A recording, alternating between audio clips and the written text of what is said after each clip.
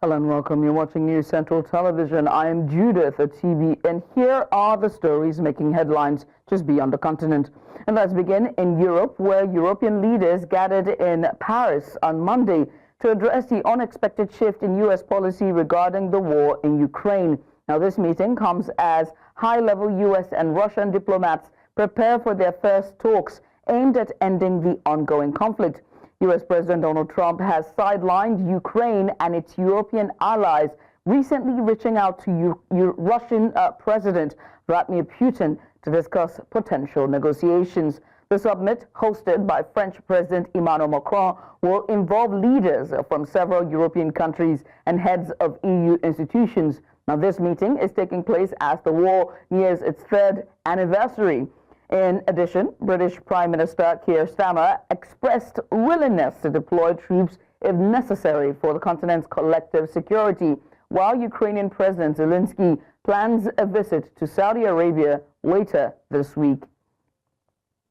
In the meantime, Russia's Foreign Minister Sergei Lavrov has dismissed the involvement of European nations in potential Ukraine ceasefire talks, accusing them of seeking to prolong the conflict rather than resolve it. His remarks come as European leaders gather in Paris for an emergency summit in Ukraine, while he prepares for a visit to Saudi Arabia for discussions with U.S. officials. Lavrov criticized Europe's handling of the crisis since Russia's annexation of Crimea in 2014, saying the continent had its chances to resolve the conflict but failed. И использовать его, чтобы укрепить Украину в военном отношении. То есть философия-то у европейцев никуда не делась, поэтому я не знаю, что им делать за переговорным столом. Если они будут вот так выцыганивать какие-то лукавые идеи про заморозку конфликта, а сами по обычаю, по своему и по своему нраву и привычкам будут иметь в виду продолжение войны, то зачем их туда приглашать? I also tell you that Russian Foreign Minister Sergei Lavrov has made it clear that Moscow will not compromise on the territories it has seized in eastern and southern Ukraine. Speaking at a press conference following talks with Serbian Foreign Minister Marko Juric, Lavrov reaffirmed Russia's stance on territorial control. Meanwhile, U.S. and Russian diplomats are set to meet in Saudi Arabia on Tuesday for talks aimed at ending the ongoing war in Ukraine. This will be the first meeting between senior representatives from both countries since Russia's invasion of Ukraine in February of 2022. The talks are notable as Kyiv was not invited and Europe is grappling with a dramatic shift in Washington's policy toward Moscow. Мысль какая-то присутствовала на переговорах об урегулировании относительно того, что какие-то территории нужно еще уступить. Уступить-то как? С людьми, с русскими? Или без людей? С одними редкоземельными металлами? Никто про вот эти вот права человека, закрепленные, еще раз скажу, в уставе ООН, не вспоминает. А только говорят, вот надо территориальные уступки, наверное. Для чего? Для того, чтобы там вот так же русских уничтожали, как сейчас их уничтожают в Курской области и в других областях Российской Федерации. И когда такой нацистский режим накачивается вооружениями для того, чтобы убивать своих собственных граждан, и это все делается в расчете на то, что как-нибудь проскочим и отсидимся под ядерным зонтиком, так уже не будет. И за свои деяния надо отвечать. Это еще в Библии сказано. Националистические, даже нацистские настроения, бандеровские настроения, настроения тех, кто был коллаборационистом с гитлеровскими захватчиками, они стали крепнуть, их стали меньше стесняться. Они стали проникать в общественное сознание, поэтому мы послушаем наших американских собеседников и, конечно, готовы будем отреагировать, затем доложим нашим руководителям, которые будут принимать. Still on the Russian-Ukrainian conflict, Spain stated on Monday that it is premature to discuss sending troops to Ukraine as part of a potential peacekeeping force, following statements from Britain indicating willingness for such a move. The Foreign Minister, Jose Manuel Alvarez, explained that the priority at this moment should be achieving peace in Ukraine, not military deployment.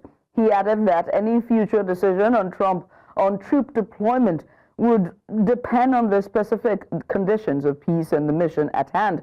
The comments came as European leaders gathered in Paris to discuss Washington's recent shift in policy regarding the Russia-Ukraine conflict, with British Prime Minister Keir Starmer expressing readiness to send troops if necessary to ensure European security. Incipiente en estos momentos hablar de un despliegue de tropas en Ucrania. En estos momentos no hay paz y el esfuerzo tiene que ser lograrlo lo antes posible, dejando claro que los europeos siempre hemos querido la paz y siempre que se habla de cualquier tipo de despliegue de fuerzas tenemos que ver para qué misión, quién lo puede componer, bajo qué bandera, con qué mandato. Por lo tanto, todo debate es legítimo tenerlo en estos momentos si acerca a la paz, pero un debate serio al respecto todavía hay muchas hipótesis y la primera de ellas es cuándo podremos hablar de verdad de una paz justa y duradera. Still in Europe, British Prime Minister Keir Starmer's government is celebrating a major milestone after delivering an additional 2 million public healthcare appointments within less than a year of taking office. This achievement is part of Starmer's plan for change, which aims to reform the national health system, NHS, by reducing waiting lists. NHS England figures reveal that from July to November of 2024, the NHS recorded nearly 2.2 million more appointments compared to the same period in 2023, despite the challenges posed by doctor strikes. A government statement highlighted that efforts such as ending NHS strikes, increasing flu vaccinations, and boosting NHS funding contributed to meeting the target. I said that we would get 2 million extra appointments done in the first year of the government. And I'm really pleased that we've done that, we've hit the target, and we've done it with 7 months to spare. So that is really good. It shows what you can do with a plan that you put into action, working with doctors and nurses, NHS staff. I do acknowledge it's the foothills, there's lots more to do, but it is important, I think, to consider the human impact. We're at a diagnostic centre here in Bristol, the impact it has on patients who desperately want their appointment or their operation, and of course that central question of sort of trust in policy. Well, Germany's February 23rd election fast approaching, the activist group Omas gegen Rechts, or Grannies Against the Right, has intensified its campaign against the far-right Alternative for Germany, AfD, which continues to poll at record levels of 20% or higher. Many members of the group either have childhood memories of Nazi Germany or grew up in its aftermath, witnessing firsthand the devastation and consequences of extremism. Now they are determined to warn younger generations about the dangers of political radicalism. As right-wing extremism gains traction across Germany, the Omas movement have become a formidable force, rallying against the AfD and urging voters to defend democracy. Im letzten Jahr wieder über 80 Demonstrationen gemacht oder begleitet. Wir stehen sehr oft auch für jüdisches Leben, weil jüdisches Leben inzwischen in Deutschland wieder in Gefahr ist, und wir stehen an der Synagoge, wir stehen aber auch mit den Mahnwachen gegen Antisemitismus. Wir setzen uns aber auch ein gegen Rassismus, wir setzen uns ein für Vielfalt, und überall, wo es darum geht, sind wir dabei. Omas gegen Rechts sind tatsächlich sehr wichtig. Es sind halt ältere Menschen, die wahrscheinlich teilweise auch selber schon damals gelebt haben, ne, bis 45. Teilweise sind wirklich sehr alte dabei.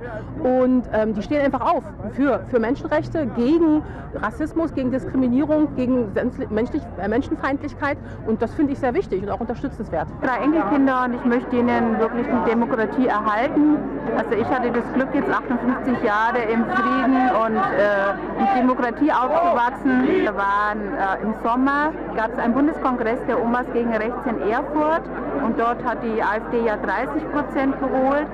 Und wir hatten eine Demo durch Erfurt und es war ganz erschreckend, wie wir angegangen wurden. Also so weit sind wir hier noch nicht.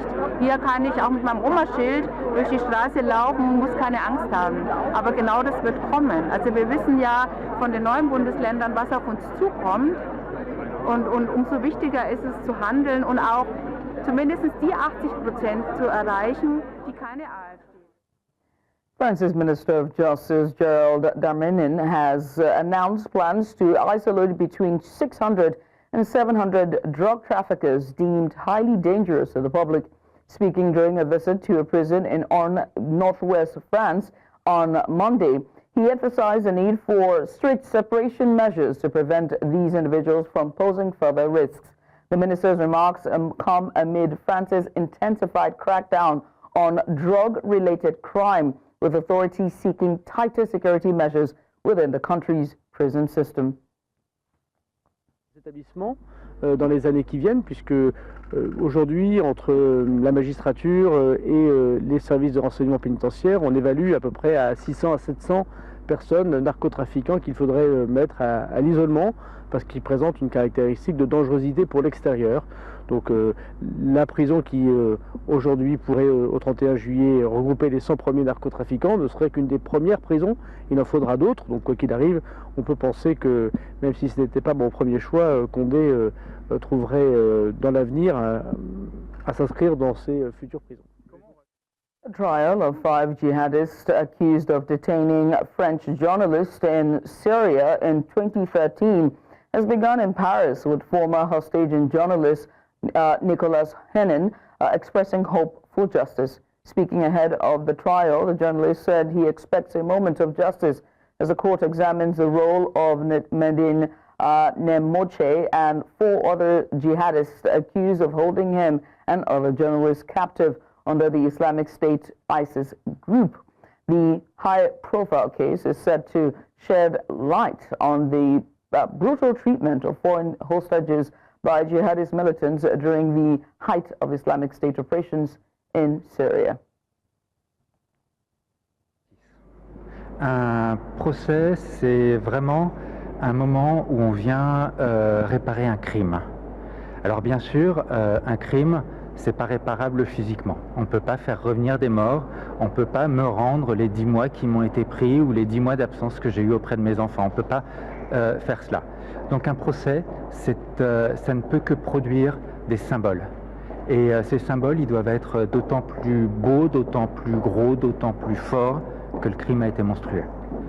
Si déjà ce procès permettait de faire une petite piqûre de rappel sur la dangerosité d'un groupe comme l'État islamique, dont je rappelle quand même que plus de 5000 Européens, dont 2000 Français, l'ont rejoint à partir de 2015 sur la base du soutien à un projet totalitaire et génocidaire pour les Yézidis, les Kurdes, les Syriens, les Irakiens, ça sera déjà une bonne chose. Après le reste, je pense que la justice a fait son boulot, donc ça avancera tranquillou. Nous souhaitons également que la vérité éclate. Voilà, il y a une forme d'anxiété forcément de la part de M. Torres, mais il sera présent pour répondre aux questions qui seront nécessaires pour que cette vérité éclate absolument. You're watching stories just beyond the continents. Let's go on a short break, shall we? But when we return, Iran's supreme leader accuses U.S. and Israel of waging soft war against Islamic Republic. We have the details just after the break. Stay here. Hey, welcome back. It's off to the Middle East, where Iran's supreme leader, Ayatollah Ali Khamenei, has accused Israel and the United States of waging a soft war aimed at manipulating public opinion and creating discord within the Islamic Republic. Speaking on Monday, the supreme leader warned that Iran's enemies are using psychological tactics to undermine the foundations of the Islamic Revolution. His remarks come a day after Israel received a shipment of heavy American weapons, coinciding with a visit by U.S. Secretary of State Marco Rubio. While addressing the nation, he acknowledged Iran's economic struggles, saying citizens have legitimate expectations as the country continues to face pressure from international sanctions.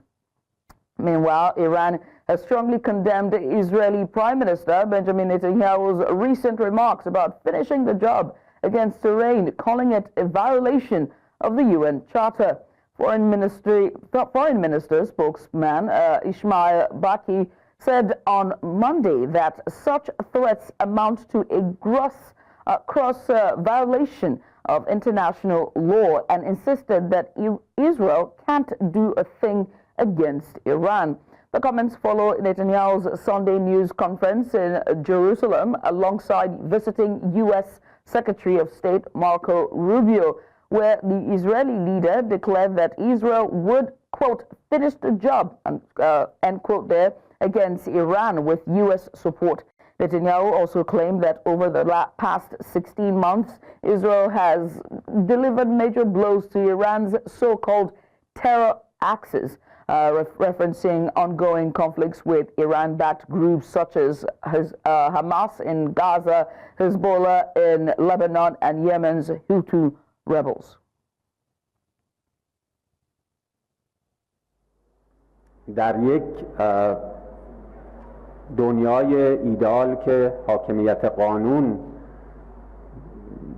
مبنای عمل و برخورد جامعه بین‌المللی باشه، قاعدتاً این نوع تهدیدها به منزله نقض فاحش اصول و اهداف منشور ملل متحد هست و گوینده این سخنان و بیان کننده چنین تهدیدی باید قاعدتاً در سطح بین‌المللی مورد مؤاخذه قرار بگیره. به منزله نقض فاحش اصول و اهداف منشور ملل متحد هست و گوینده این سخنان و بیان کننده چنین تهدیدی باید قاعدتاً در سطح بین‌المللی مورد مؤاخذه قرار بگیره.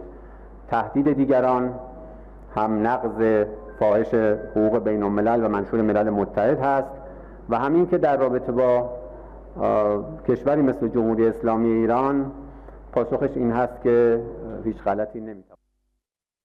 Despite Israel severing ties with the United Nations Relief and Works Agency, the UNRWA, the organization continues to operate in the West Bank.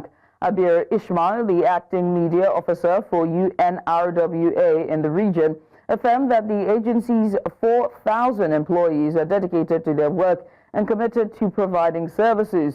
Israel's decision to cut ties with UNRWA came after accusations that the agency had provided cover for Hamas militants. Legislation enacted last month now forbids UNRWA from operating in Israel and prohibits any official interaction between the agency and Israeli authorities. Nevertheless, the agency staff remain resolute, vowing to carry on with their tasks regardless of the political situation. لم نتوقف، لم نعلق، لم نتوانى عن تقديم أي خدمة لأي لاجئ. جميع العاملين وعددهم 4000 موظف يعملون كل يوم بمهامهم وإن كانت حتى مضاعفة في ظل الظروف الجدا صعبة التي تشهدها الضفة الغربية.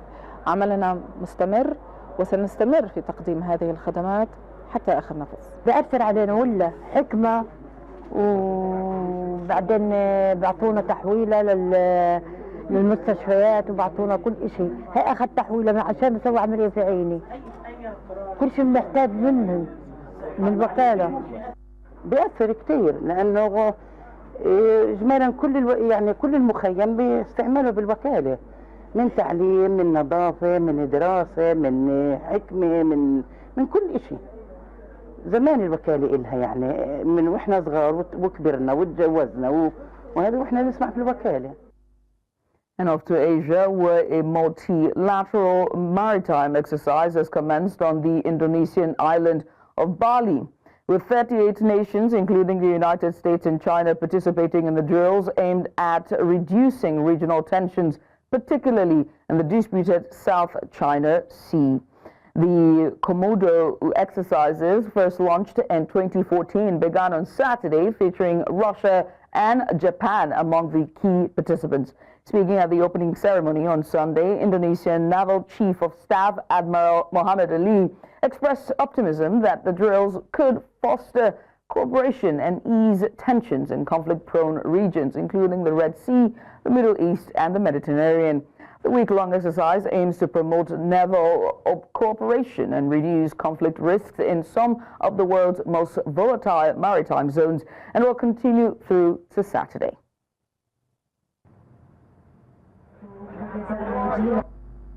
France is a nation of the Indo-Pacific with territories here, so we share concerns and share interests, and we are committed to defend the interests here in the area, the international rule-based order, the liberty, the freedom of navigation, and the respect of all the sovereignties. France and Indonesia are strategic partners, so we share views as like-minded partners, and so this is natural for me to be here to sustain our bilateral relationship between France and Indonesia. In this area, we need to always upgrade our military capability, maritime capability, and through maritime diplomacy, we can't avoid any kind of conflict or problems within our region, especially in the Indo-Pacific.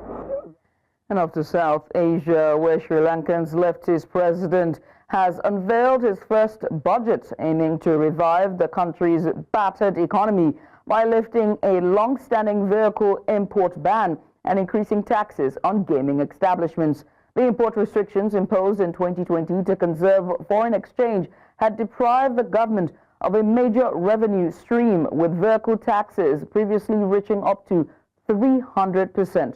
Now, the president says ending the ban will help Sri Lanka meet its tax target of 15% of GDP, a key requirement under its International Monetary Fund IMF bailout agreement.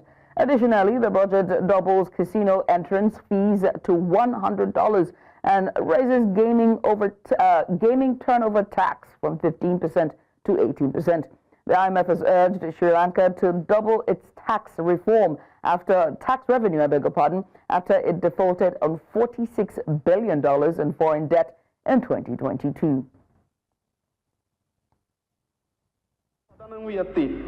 ආදායම් මූලික කරගත් රාජ්‍ය මූල්‍ය ඒකාග්‍රතාවය ආර්ථික අර්බුදයට මඟ පාදමින් රජයේ බදු ආදායම් දලදේශීය නිෂ්පාදිතයෙන් 7.3% කුල් ලෝකයේ අඩුම මට්ටමට 2024-22 දී ශ්‍රී ලංකාව වාර්තා වුණා. ලෝකයේ අඩුම 2025.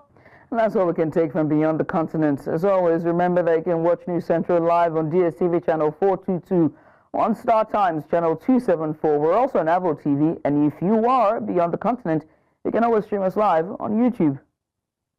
Many thanks for watching. I am Judith at TV. Good night.